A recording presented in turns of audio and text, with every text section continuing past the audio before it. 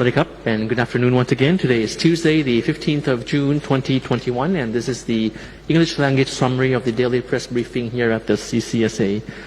So thank you first to Dr. Apisamai just now for the Thai language briefing.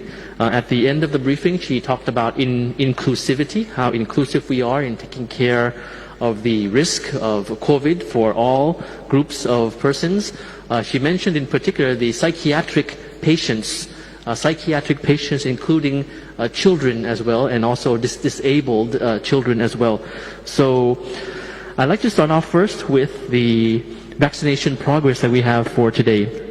Administered since the 28th of February until today, we have cumulative already at 6.5 million doses. Now that's good progress in the past weeks. Since the 7th of June as the first day of the national vaccination campaign. We recorded as of yesterday, the 14th of June, just in one day, yesterday, 323,060 doses. So quite a consistent number each day. Some days might have higher number of doses, some days lower, but approximately around 300,000 plus, sometimes 400,000 per day is the pace that we will aim for each day. And since the 7th of June, the first day of the mass national inoculation, we have 2.4 million doses. And as I mentioned, cumulative since the soft launch, since the beginning, the first phase, since the 28th of February, we have now vaccinated 6,511,184 million doses. So approximately 6.5 million doses so far. Now, as I mentioned yesterday, some provinces have also their statistics for vaccination. So far, Phuket province has vaccinated 61% of the island already. So 61%, that means that they are on track to vaccinate the majority of people in the island, in the province, in order to be prepared to open up the Phuket sandbox on the 1st of July. And in the general picture, the CCSA confirms that the vaccination progress is going according to plan and that 50 million people will be vaccinated by the end of the year in Thailand. Now, moving to the general situation and numbers we have for today, we have new recoveries exceeding the new confirmed case, which is good news. So new recovery today, we have 4,774. For new confirmed case, we have 3,000, as you can see on screen. Now that's a whole number, 3,000. So new recoveries is around 1,007 more than the new confirmed cases. We have active cases currently being treated, decreasing each day. Now it's 38,000, as you see in the green box there on top.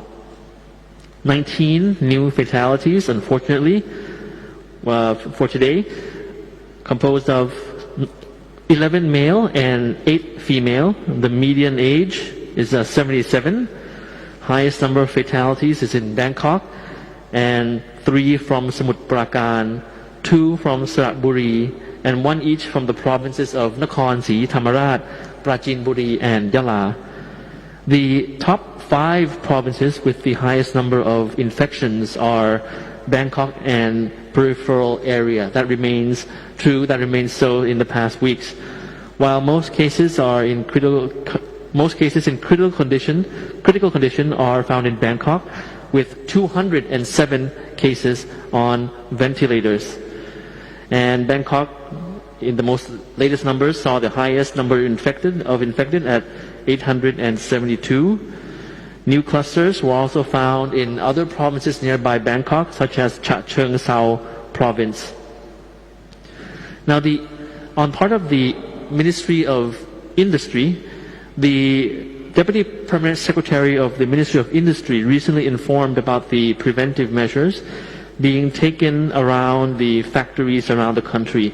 And more details will be disclosed very soon about these initiatives.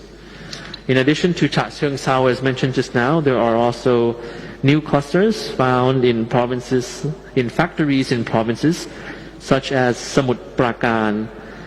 And also there were also cases of workers who worked at chicken factories were found to be infected across 5 provinces in the chicken factory sector, such as in Saraburi, Lopburi, Ayutthaya, and Nakhon Ratchasima or Korat province.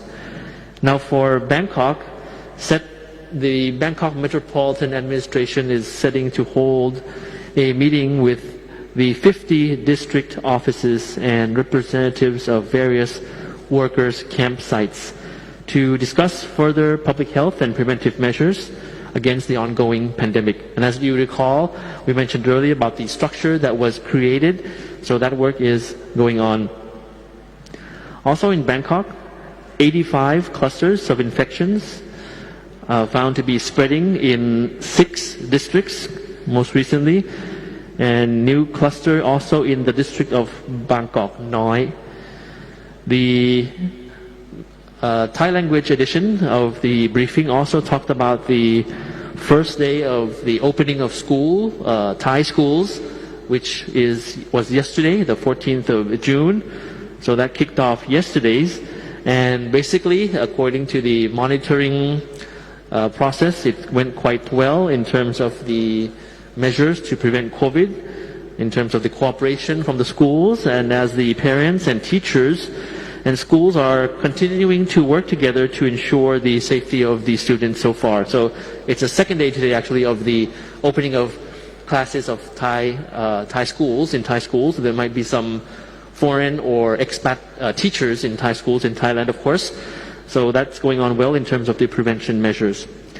So just some additional information on the COVID vaccine developed in Thailand, the Chulalongkorn by Chulalongkorn University. That they begun the first round of human trials yesterday.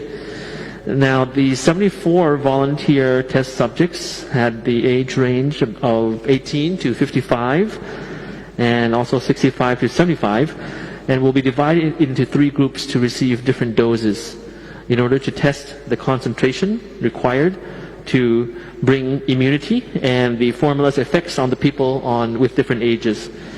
The second round of trial will be conducted on a larger group, approximately 150 to 300 subjects, up to 300 subjects, people, in August. If everything goes well, the Chulalongkorn will be the first mRNA type vaccine similar to Pfizer and Moderna vaccines developed by local Thai researchers and doctors. So just before ending today, I'd like to briefly touch upon the slight glitch that occurred on the thailandintervac.com website yesterday, which is run by the Ministry of Public Health. It was brought to our attention that some have been concerned about the technical error, breaching of personal data of those who have registered for vaccine appointments on the website.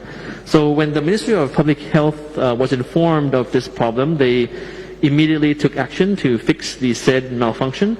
The information was exposed perhaps only for around a few minutes, and the website is now back in working order, and foreign nationals can now continue to register for vaccination in that website, in that platform as normal. And of course, if you go into that platform, you would see that they have specific times in which you can register for the vaccine. The specific times are not the whole day, and the reason is because there has to be of course the uploading and of course all of the supply of vaccines to be managed.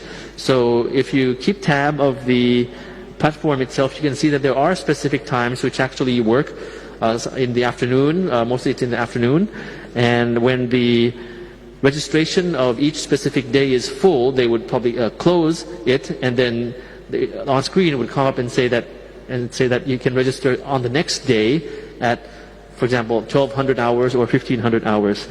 So that's the thailandintervac.com platform website. So thank you very much for your attention today. As always, if you're planning to step outside today, don't forget to wear your face mask or face shield, and please stay safe, stay healthy, and we'll see you again tomorrow. Sawasdee krap.